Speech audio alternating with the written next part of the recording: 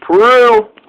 Peru's a country in South America, and Peru has a shit ton of llamas, copper, silver, lithium. Peru is Machu Picchu. Peru is the Inca, the Anasazi. Peru is 45% native, 95% Christian.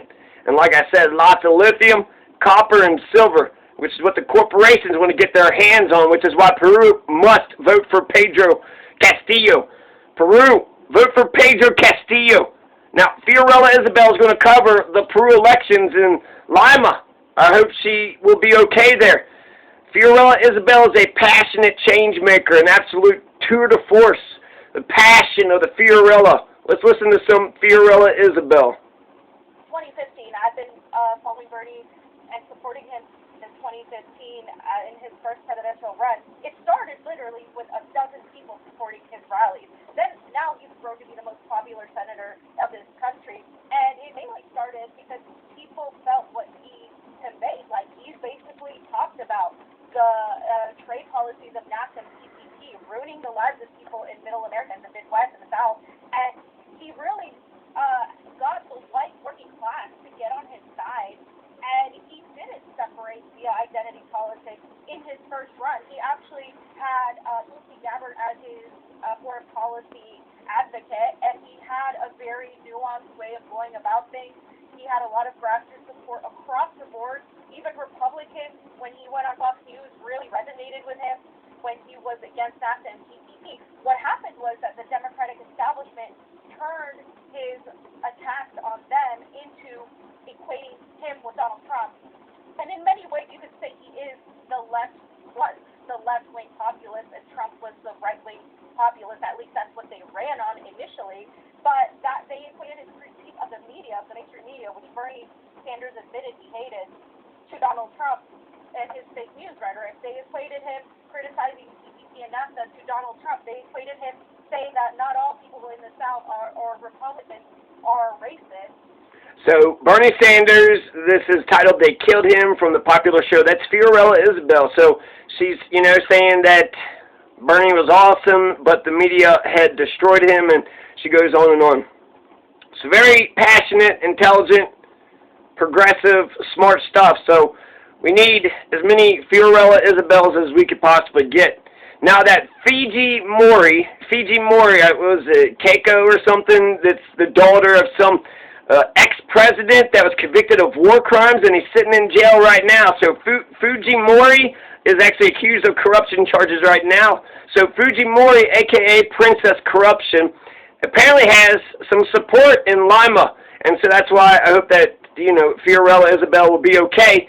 I mean, she's got lots of support from Lima, this Fujimori does, anti-communism expats, expatriates, the ones that have left. Fujimori is a shoo-in with the police. She's a, unabashed corporatist, a one-sided, heartless, capitalist, fascist. So essentially, Fujimori and Fiorella Isabel are the exact opposites in every way possible. So I hope she'll be okay. Lima. It's Fujimori's territory, but it's a big city too. So I think she'll be all right. Fiorella Isabel's reporting on the election of the Republic of Peru's presidential elections is going to be exciting, and I'm definitely going to be watching it. So, Peru's economy reflects its varied topography, an arid lowland coastal region, the central high Sierra of the Andes, and the dense forest of the Amazon. It's the Andes Mountains and the Amazon forest. An arid lowland coastal region. Wide range of important mineral resources are found in the mountainous and coastal regions, and Peru's coastal waters provide excellent fishing grounds. Peru is the world's second largest producer of silver and copper. And then they just found that big bastion of lithium. Now, Peru's got some compulsory voting. You have to vote. If you're in Peru, you must participate in the Democratic Republic. It forces her citizens, right? You're forcing me. And I think it's going to do well for turnout rate. And frankly, too many Americans do not vote. And not only do they not vote, but they don't do any goddamn political thing whatsoever. They're not following bills. They're not calling congressmen. They're not running for office. They ain't doing shit. So, hey, America, what civil society are you a part of? You know what I'm talking about? You can't be a part of a democratic republic if you're not part of a civil society. Complacency in a democracy is worse than a totalitarian dictatorship. At least you know the oppression is there, but in a democracy, you got the illusion that you're free to do, until you run as a green, then you ain't free. It's exciting for me as an American to watch the Peruvian presidential election because it actually has a leftist in it. For the 4 decades that I've been alive, that I've been American, in the 40 years that I've been American, only Bernie Sanders is the only leftist I've ever witnessed. There's such a drought of real deal leftists in this nation. Actual progressives who want change. So hell yeah, fuck, the goddamn creepy emperor. I don't give a shit about no creepy emperor. Pedro Castillo, he's my president. He's won my heart and mind. I like watching Peru's election because there's an actual change maker in there. And LBJ, FDR, Abraham Lincoln. America's only had 3 good presidents. And it looks like that Peru is about to get themselves a good president, an actual change maker. It seems likely that he will win the presidential election because he won the first round. He got 19% to Fujimori's 13%. So Peru, the Republic of Peru, to the Incans, to the Anasazi, you got to vote for Pedro Castillo of Free Peru Party. Pedro Castillo, the Free Peru Party. Don't you want a free Peru? He got a shit ton of support from the forgotten rural class. So he's saying, he's reaching all across Peru. The forgotten rural class, they like Pedro Castillo. Pedro Castillo's platform, super duper progressive. He's going to get Peru a brand spanking new constitution. He's going to nationalize oil, hydroelectric, and gas, and mining. He's going to reduce the lawmaker's salary. And he thinks that the president should get the same salary as the teachers do. He's only going to take a teacher's salary when he's the president. He also wears like a big cowboy hat, an oversized cowboy hat. And I bet you there's like some cultural implications to it too. Pedro Castillo won the first round of runoff elections by 9 points. New polls show that Pedro and Fujimori neck and neck right now by like 2 points within the margin of error. So what's going to happen in Peru's election? It's anybody's ball game. It's neck and neck. It's competitive, unlike Syria's sham election. Now, 20% of Peruvians are undecided, so that's still a lot of wiggle room, right? So you have 2 parties, right? You got, big cowboy hat wearing lefty teacher who's, for the unions, they're going to say communist and radical and all that shit. They do that same shit in New Mexico, right? Essentially, let's see, Fujimori, I don't know what her platform is. I just know that she's going to confront populism and the radical left, right? Fujimori doesn't want Peru to turn into a Cuba or a Venezuela. So you don't want the universal health care? You don't want that really good medicine? It's almost like Fujimori's speeches were written by Mitch McConnell himself. It's identical rhetoric. Now, Princess Corruption, Fujimori, she's going to be the head of the Popular Force Party.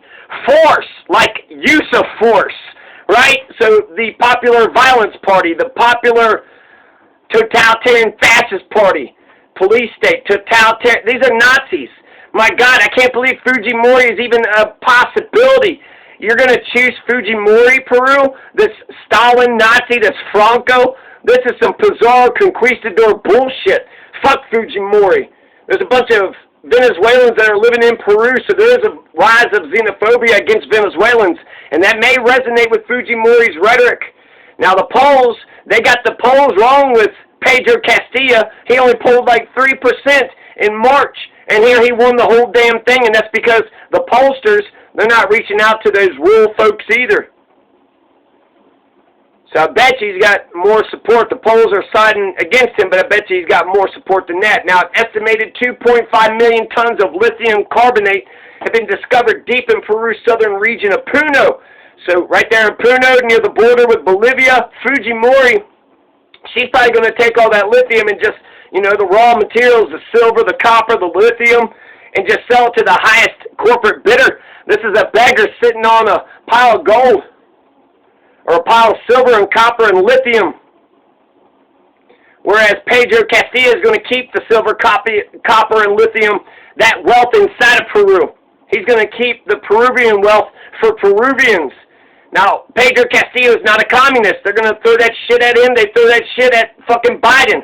Biden, the right-wing fucking conservative. Bunch of dumb. So the Democrats are the Republicans, and the Republicans are batshit crazy. So we only have conservatives running our national. We got like 10 progressives out of 600 politicians. So Pedro Castillo is a lefty liberal. Pedro Castillo is anti-American imperialism. Pedro Castillo wants to stop police brutality. Pedro Castillo wants a brand new constitution. Pedro Castillo wants a constitutional revolution, a political and cultural and electoral and a constitutional revolution. Pedro Castillo is revolutionary as fuck. The plutocrat fat cats, not just in Peru, but in the entire world, should be afraid. The shamans are praying for Pedro Castillo. Here comes the Incan Revolution, the rise of the Anasazi, the Incan revenge. Fuck you, Pizarro. Keiko Fujimori. That's a Pizarro right there, right? Keiko Fujimori is weaponizing her gender. Apparently she's going to be the first female president of Peru in Peru's history. Keiko is going to pass out one-time cash handouts for everybody in Peru. So what, $20 for everybody in Peru? Now, Pedro Castillo, he wants bigger pensions, and he's not anti-property. So he's like, oh, he's a communist. No, he's not against property. If anything, he wants the people of Peru to have more property, more money, more wealth. He wants more, the people, the peasants, the poor, the little people, to be richer. Pedro Castillo also is going to get the Sputnik 5 vaccine. He's also going to get foreign companies out of the mining business. Now, one of the groups that are observing Peru's election is the DSA, which I think is problematic. Might be a CIA front or something. Shamans are praying for Pedro Castillo. Here comes the Incan Revolution, the rise of the Anasazi. Peru! Vote for Pedro Castillo and America. Watch Fiorella, Isabel do the reporting out of Lima Bean. But it's probably Lima because I'm saying right. Oh, it's not Lima Bean, it's Lima. Peru. Watch Fiorella Isabel's report on Peru. In Peru, vote for Pedro Castillo. He's a badass.